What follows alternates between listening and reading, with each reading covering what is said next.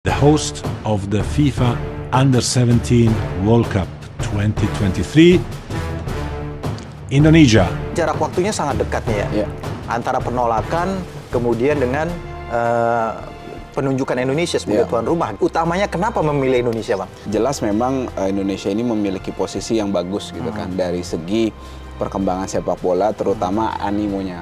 Connect sama animo tadi otomatis pasti berbanding lurus kan dengan aspek komersil yang itu cuan intinya kan. Munculnya seorang Pak Erick Thohir ini dalam penunjukan kita sebagai tuan rumah, Bang. Iya, tentu saja karena kan Pak Erick ini dikenal ya gitu di dunia sepak bola internasional kan sebagai pebisnis memanage ini, memanfaatkan ini dengan baik. Ini membuka nggak kesempatan kepada diaspora, Bang? Waktu Indonesia berprestasi, pelatihnya lokal, Pemainnya dan lokal. hampir semuanya Bukan pemain naturalisasi. Gitu.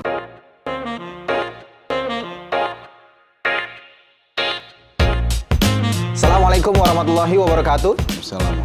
Kembali lagi di YouTube channel Halo Pengacara. Apa kabarnya sahabat Halo Pengacara? Semoga dalam keadaan sehat walafiat ya. Dan pada kesempatan kali ini kembali Halo Pengacara akan memberikan ulasan terkait dengan isu-isu yang sedang viral di masyarakat yang menjadi perbincangan hangat baik di media sosial dan juga di media massa. Bersama pengacara dari Habib Rizik Syihab atau IBHRS, Bang Ajis Yanuar, kita akan berbincang, mengulasnya. Kita akan juga lihat nih, Bang Ajis ini kalau kita lihat kan di televisi seringnya bahas hukum nih, ngulas hukum. Nah sekarang ngerti nggak sih masalah sepak bola gitu ya? Nanti kita akan ulas ya lebih lanjut. Tapi sebelum itu subscribe YouTube channel Halo Pengacara dan nyalakan loncengnya ya supaya terus mendapatkan update dan notifikasi terkait dengan video-video terbaru dari Halo Pengacara.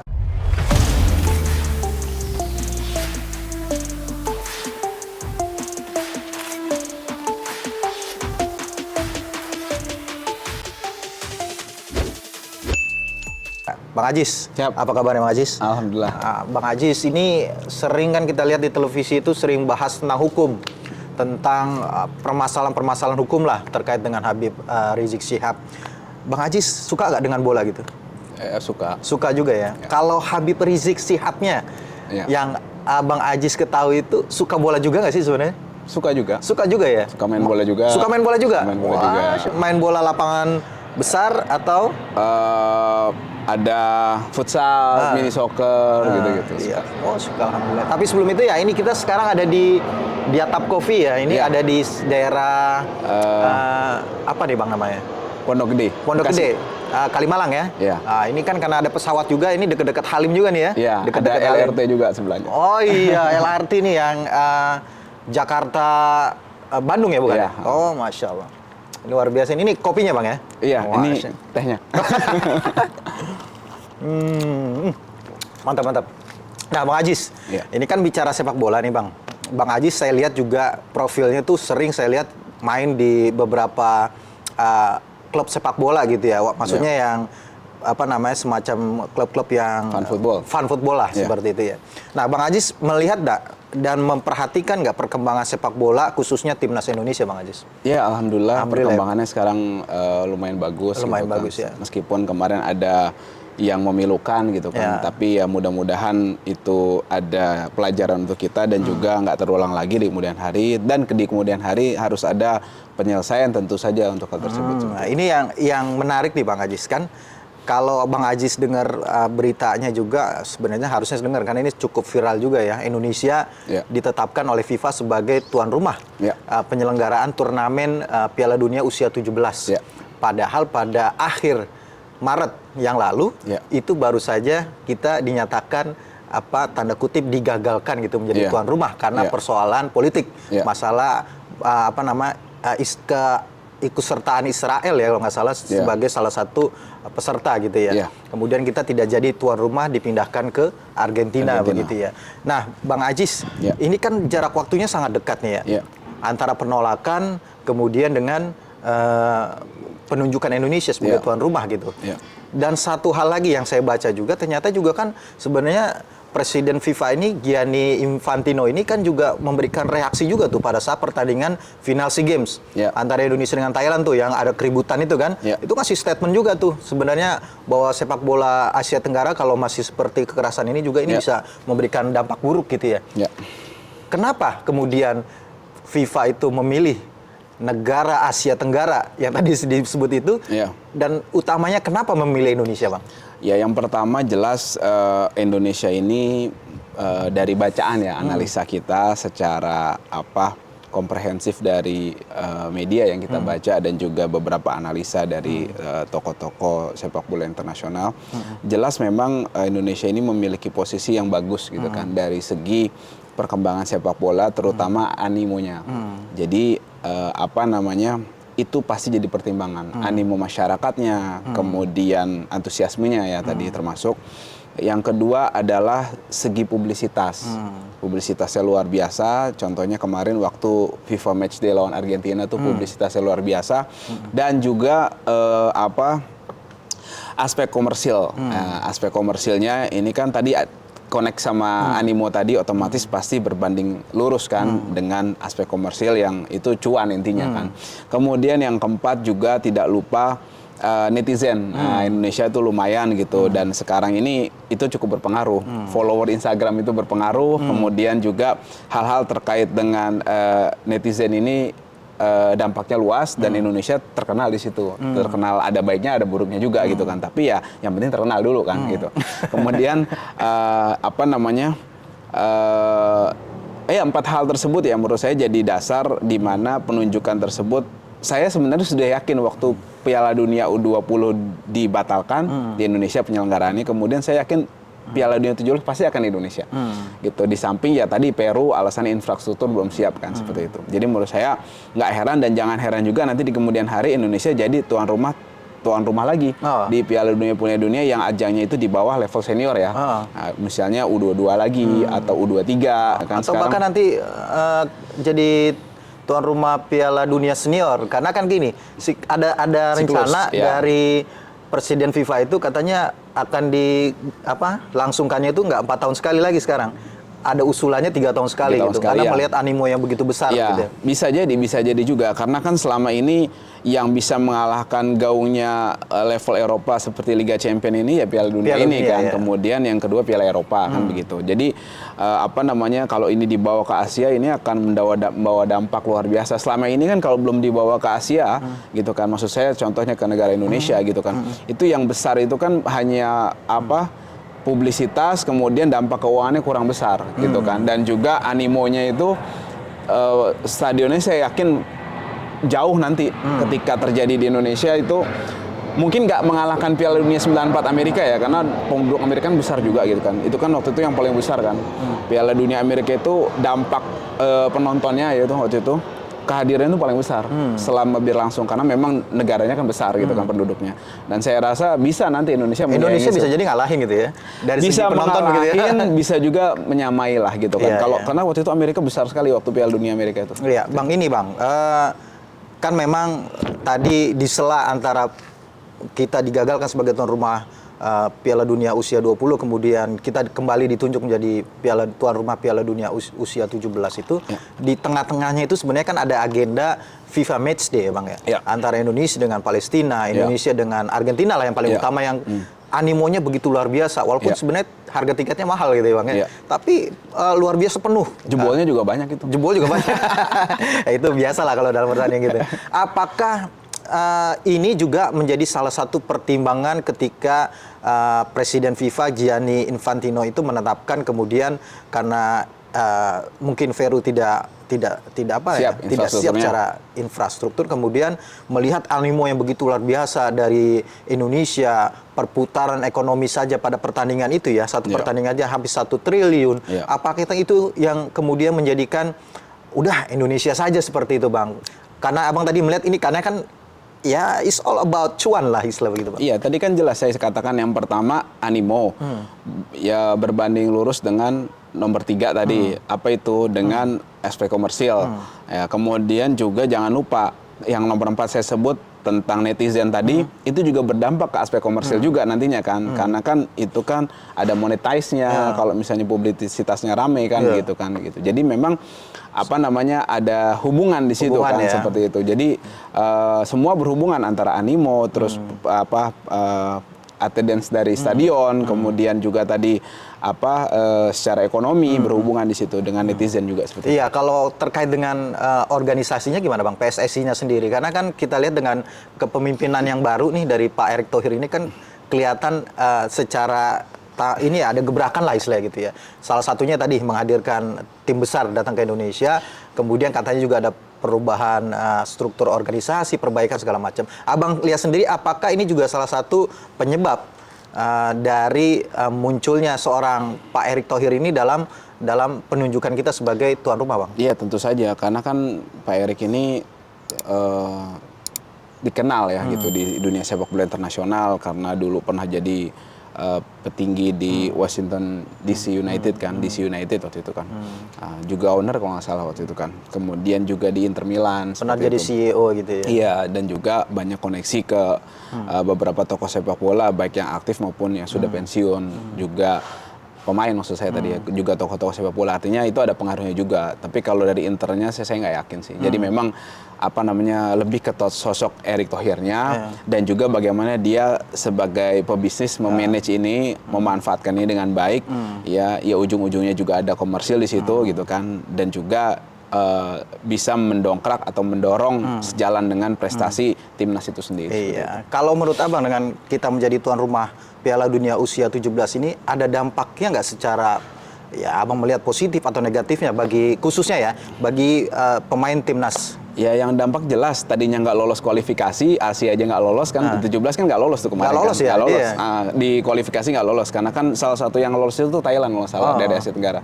Maksud saya lolos ke kualifikasinya ya, kemudian melalui kualifikasi ya gagal di perempat final atau perdelapan final gitu Thailand. Nah tinggal menyisakan 4 kan, Korea Selatan, Australia, Iran, sama Jepang. Itu yang 4 Asia yang lolos nanti selain Indonesia tuan rumah. Jadi dampaknya ada nggak? Ada. Jadi main di Piala Dunia gitu kan. Seperti Qatar ya. Seperti Qatar. Jadi nggak dibanding kita ini usaha keras gitu. Pakai instan aja jalur tuan rumah ya, gitu kan. Tuan rumah itu menguntungkan. Gitu. Kemudian kita langsung fokus untuk memperkuat timnasnya lagi supaya bisa nggak malu-maluin lah gitu kan di ajang Piala Dunia nantinya gitu kan. Itu ada tugas PSSI lah sebagai federasi dan juga ada pelatih di situ kan.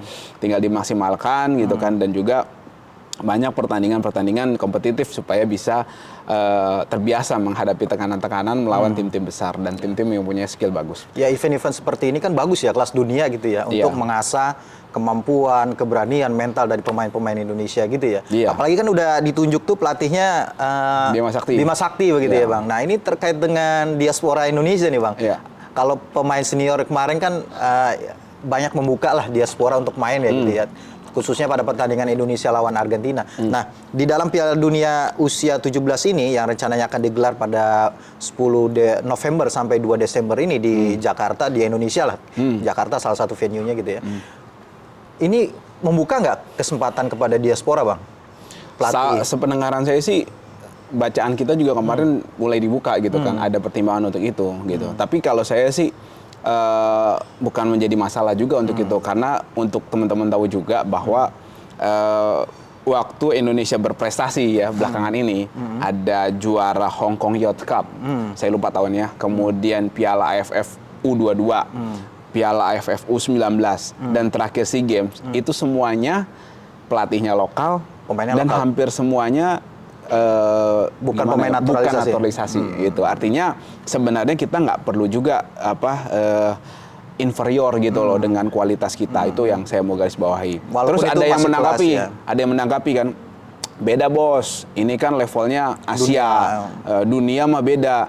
Pertanyaan saya, waktu Piala AFF senior tadi kan, atau timnas senior lah yang sekarang sudah ada naturalisasinya, ada nggak prestasinya? Secara Asia Tenggara aja deh, nggak ada. Nah, artinya tadi AFF yang saya sebutkan U22, U19 itu regional loh, Asia Tenggara. Seniornya juga belum pernah kan sampai juara. Artinya kan kalau kita bicara prestasi apple to apple, nggak ada. Kecuali AFF seniornya sudah pernah juara. Itu bisa kita katakan seperti itu. Artinya menurut saya memang nggak menjadi faktor penentu juga. Dan juga kita nggak perlu inferior, karena Arab Saudi kemarin bisa menang lawan Argentina di Piala Dunia itu. semuanya nggak ada yang diaspora, nggak ada yang naturalisasi. Sedangkan Qatar yang ada naturalisasi malah nggak pernah menang.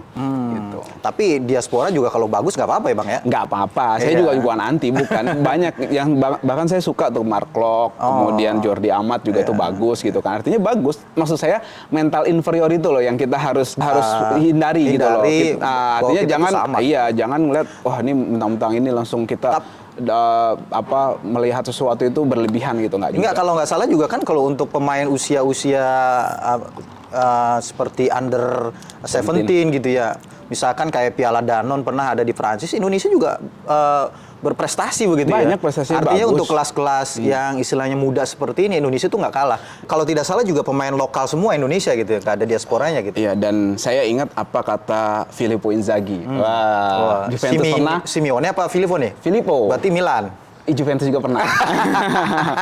Jadi dia bilang, kalau Anda tidak terlahir sebagai Ronaldo atau Kakak, Anda masih bisa jadi pemain hebat dengan komitmen, ketekunan, ketenangan, dan mencintai apa yang Anda lakukan. Dan dia membuktikannya. Dia membuktikan. Dia nggak punya skill bagus, jauh lah gitu kan, nggak juggling aja parah gitu kan, gocek juga nggak gitu kan.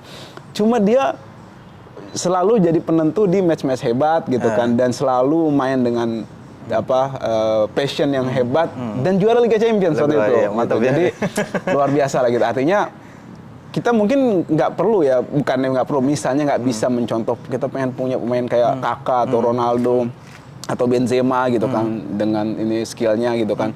Yang nggak ada skill seperti Inzaghi tadi ngasih pesan begitu. Artinya menurut saya itu juga harus dibangun gitu kan, dengan artinya dari SSB tentunya kan, karakter-karakter itu supaya bisa berprestasi meskipun kita nggak dianugerahi gift seperti pemain-pemain di Messi, Ronaldo di gitu ya. Argentina, di Brazil atau mungkin di Afrika seperti di Nigeria. Ya. Kan kalau kita lihat juga waktu kita memenangkan beberapa piala gitu ya, turnamen lah khususnya di bawah pelatih Pak Indra Safri ini kan, beliau juga kan metodenya kalau tidak salah datang ke beberapa daerah, ke pelosok daerah untuk mencari bakat-bakat terpendam gitu ya dari Indonesia gitu yang kemudian menjadi pemain-pemain hebat gitu di usianya begitu ya. Karena sepak bola itu kan 11 pemain ya. Jadi kalau kita hanya bergantung sama satu atau dua agak berat juga. Tapi kalau kita kompak, terus kemudian semuanya tekun, semuanya komitmen, semuanya tenang, kemudian semuanya melakukan yang terbaik, pasti insya Allah ada hasil. Iya, kalau apalagi di Indonesia dengan ada pemain ke-12 gitu ya. Supporter gitu kan, itu luar biasa. Indonesia itu supporternya itu nggak ada ininya, lebih hooligans kalau menurut saya sih daripada hooligans yang ada di Inggris. Dan saya lihat yang tadi disebutkan oleh Inzaghi tadi di petuahnya itu ada di pemain kita yang lumayan hebat, Asnawi. Ada Asnawi ya? Ya, artinya enggak, maksud saya dari segi skill semangatnya mungkin gitu ya. Passionnya luar biasa dan itu determinasi diakui. Gitu ya. Ya, determinasi tinggi itu menurut saya itu. kalau 11 pemain itu punya determinasi tinggi seperti Asnawi tadi, kemudian ditambah ada yang punya skill-skill bagus 1-2 ya, gitu kan. seperti Marcelino gitu ya, Marcelino. Atau Marcelino gitu kan. Itu Arhan masuk gak sih di usia itu? Arhan tapi kalau untuk 17 kayaknya nggak ada yang masuk ya semuanya. Enggak, maksud saya tadi memberi contoh soal passion atau determinasi tadi gitu. Dari meskipun skillnya tidak memenuhi harapan yang kita ekspektasi lah gitu kan, seperti pemain-pemain dunia skillnya, tapi dengan passion seperti Asnawi itu luar biasa dan menghasilkan prestasi juga seperti itu. Iya, ini karena cuacanya semakin panas gitu ya, di samping juga obrolannya semakin panas, jadi kita pindah posisi, pindah tempat terkait dengan FIFA Matchday nih ya. Rencananya katanya Indonesia mau ngundang Portugal dan juga katanya Rusia gitu kan. Ini Rusia kan salah satunya yang di-ban ya sama FIFA ya untuk pertandingan-pertandingan internasional. Nah, ini gimana nih nanti dengan timnas Indonesia kalau memang terus mengundang tim-tim besar ini ke Indonesia, Bang? Dampaknya apa, Bang? Dampaknya yang jelas yang pertama secara prestasi akan buat anjlok gitu kan. Kenapa? Bukan kita pesimis, tapi kita kan coba realistis juga gitu kan. Artinya mungkin kita nggak akan kalah telak gitu kan. Cuma kalau kalah 1-0, 2-0 sama aja menurunkan poin kita gitu kan. Berarti secara ranking kita akan turun. Akan turun gitu kan. Tapi menurut saya nggak apa-apa. Buat apa poin bagus tapi kita mainnya nggak, artinya menang terus tapi lawannya nggak seimbang. Iya, menurut saya sih saya lebih memilih itu. Nggak apa-apa kita kompetitif gitu kan lawannya ini, karena menurut saya namanya persahabatan kan gitu. Jadi percobaan gitu, uji coba gitu kan. Artinya nggak apa-apa gitu kan. Yang jelas pas itu berguna untuk mental dan juga untuk pengalaman serta untuk menghadapi pertandingan-pertandingan yang kompetitif lah gitu kan, nantinya pastinya akan berguna gitu kan, seperti itu. Jadi menurut saya resikonya itu paradoks juga sih. Tapi ya saya sih lebih setuju seperti ini, memang nggak apa-apa diambil aja. Secara ranking mungkin kita nggak bagus gitu ya, turun lah. Tapi secara peningkatan kemampuan bertanding, mental kalau naik terus gitu kan bagus juga sebenarnya ya. Iya, jadi kalau misalnya secara kemampuan timnya bagus juga kan itu akan berguna nantinya kan. Gitu. Contohnya kayak kemarin itu ada di kualifikasi Piala Dunia kalau nggak salah, Piala Eropa maaf, Moldova, peringkatnya 164, di bawah Indonesia jauh loh, di bawah 14 poin, kalau salah kan 150 ya. Lawan Polandia, menang loh. Menang ya. Artinya menurut saya langganan Piala Polandia Dunia Piala Dunia 17 ini lolos, dia masuk gitu. Berarti ada nanti di itu ya, di Indonesia ya insya Allah ya. Ada. Polandia itu secara ranking itu dia lumayan, dia peringkat ke 22 ya. Oh, bagus ya. Nah, 22 lawan 164 dia bisa menang loh. Iya. Gitu ya, kan tadi seperti Abang bilang juga, Arab Saudi lawan Argentina bisa menang juga kan? Ya, artinya sebenarnya bukan masalah peringkatnya, tapi masalah kualitasnya. Dan itu bisa salah satunya dilatih, di exercise dengan lawan tim-tim yang berpengalaman dan punya skill serta kemampuan yang bagus. Iya.